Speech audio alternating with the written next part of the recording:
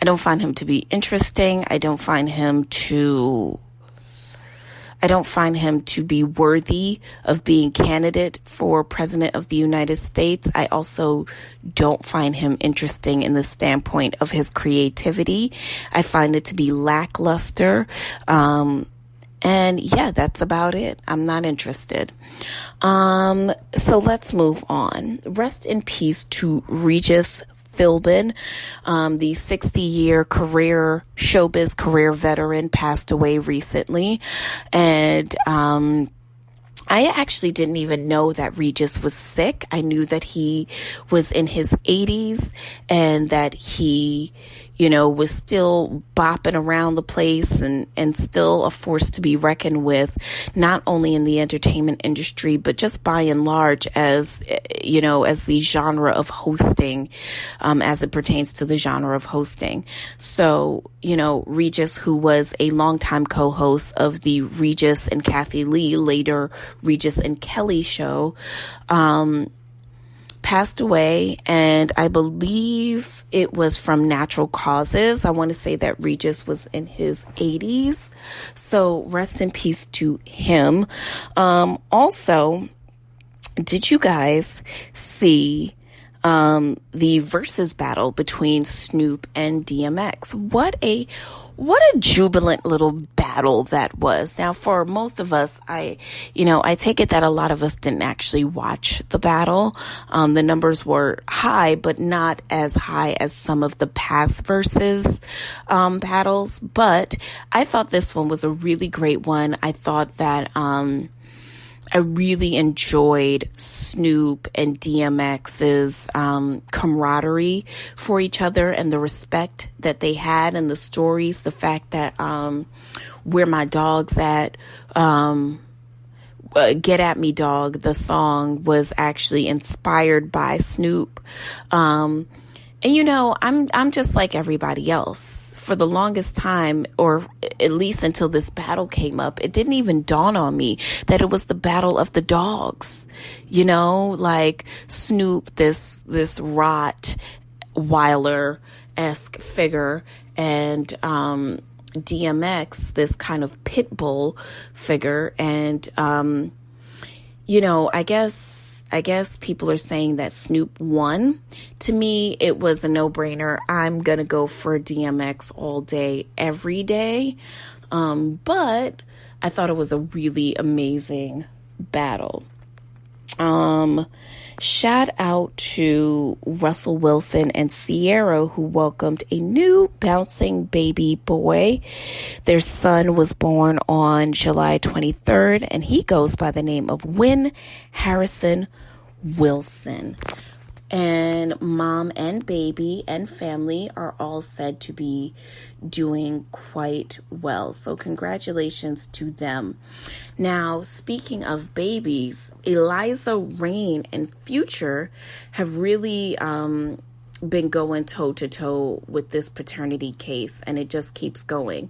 According to court documents obtained by Gossip, a Florida family judge has refused to grant Future's wish of dismissing his baby mama Eliza Reign's paternity suit against him.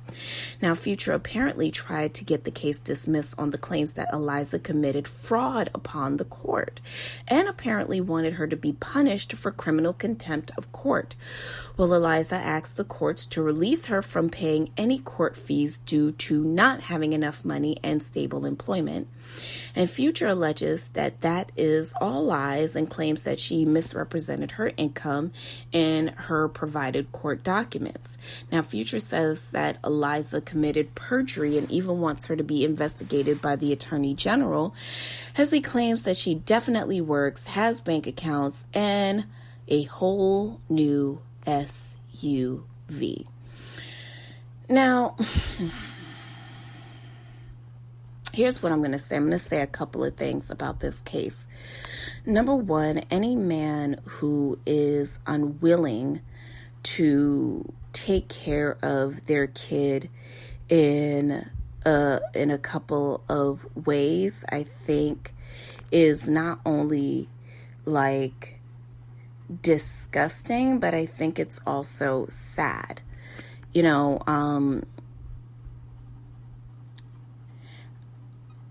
I think that I'm really probably most surprised that he would be fighting her this hard just for the sake of not wanting to pay child support.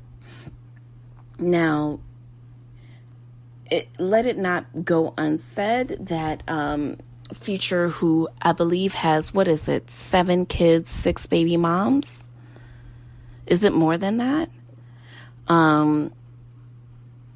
Yeah.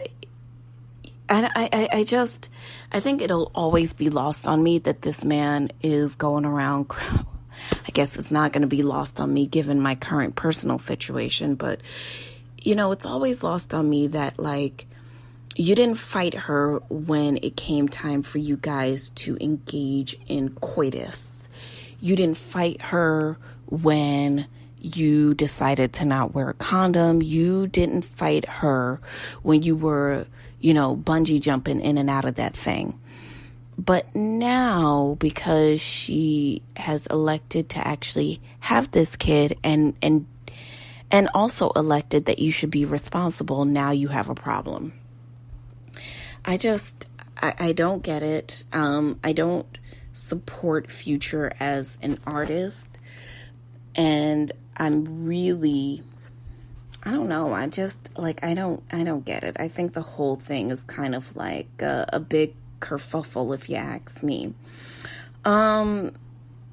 So let's get into Draya and her take this week on the shooting of Meg Thee Stallion. Now, Draya appeared on someone's podcast.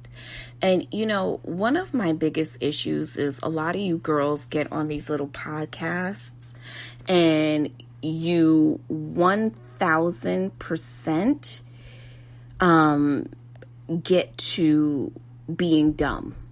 You get on these mail or these podcasts and, I think a lot of times, one of the reasons why the apology is oftentimes so hard to accept when people kind of fly off at the mouth and don't necessarily put space between what they think and their mouth is that you thought about it and you thought to not stop yourself from saying it. And Draya went on this podcast and quote unquote said that she had a prediction, which, girl, that's not what prediction means. Prediction does not mean that you're looking in the past and reading the future, bitch. Prediction means you are reading for the future, honey. So the fact that she said that she had a prediction about what had occurred between Meg and Tory, she basically said that she thought that they had a Bobby Whitney type of love where, they may have been arguing or having some sort of verbal altercation and, there was some static between them. And so Tory shot her in the foot, allegedly. And she went on, Draya being the she, went on to say that that is the kind of love that she wants. She wants the kind of love that would be abusive to her. Meg Thee Stallion shot back at Draya by saying, "Dumb bitch, that shit ain't fucking funny. Who the fuck jokes about getting shot by a nigga?" Now, Draya did apologize more than once for her misgiving, and she said, "I truly don't glorify domestic violence. I was just trying to say, just love me deeply. But while trying to be funny, I offended many, including Meg, and I'm sorry." I don't know if you can hear the clip. Let's play it.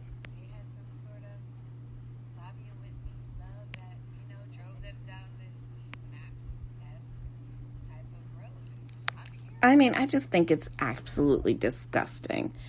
Draya went back and apologized to Meg further for offending her and wanting her to know that, like, listen, I didn't definitely not mean anything buy it. And I believe it. I believe that that Draya just had a poor lapse in judgment and definitely just spoke out of turn. I don't think that it was, I don't think that she was trying to be malicious, but I also don't think that, when you speak about domestic violence, and the fact that cases are on the rise, during this time of COVID, and that women and children are being abused across the country in staggering numbers and don't really have anywhere to go because everyone is relegated to being in their house. It was just a really poorly timed and poor judgment to give that quote unquote prediction that wasn't a prediction. And speaking of which, can we get on Camron for a minute? So Camron made a distasteful joke. Now, Meg the Stallion is 5'10", 5'11", maybe, and she's built just like a stallion. She's absolutely gorgeous. Camron took to his social media to also claim and make a joke saying that Tory might have shot Meg once he saw that dick, alleging that Meg the Stallion is either transgender or a man or whatever the case is. And what a poor and distasteful joke. What a poor and distasteful joke. And I'm surprised at Camron. I expect this from, I don't know, anybody else, but I don't expect this from my niggas from the Dipset. Camron. I'm disgusted. When are you guys gonna give this poor girl a break?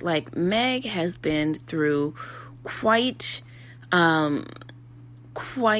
a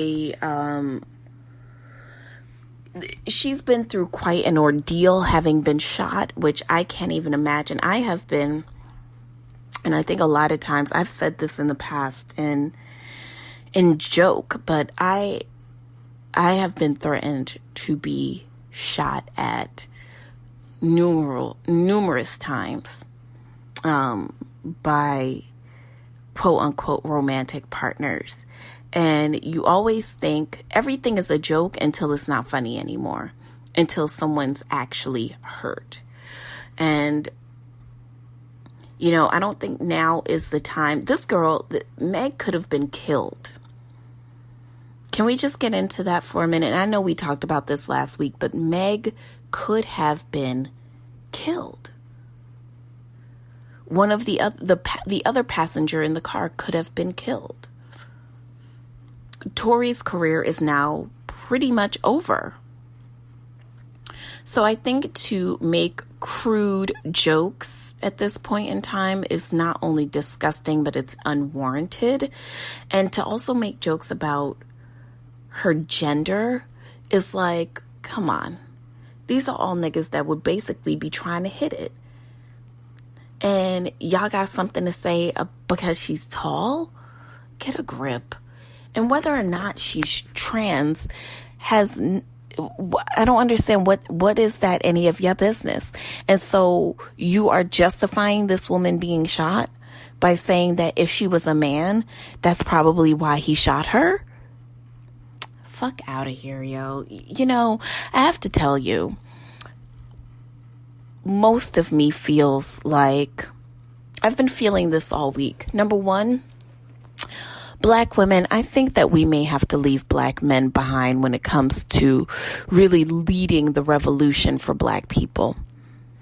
I think it is my opinion and it is my feeling that I feel like I have been waiting for Black men to rise up and to be the voices and the strength that we need to really lead this kind of cultural and race revolution that is necessary in this country. But I don't think that we are going to get the leadership and the love and the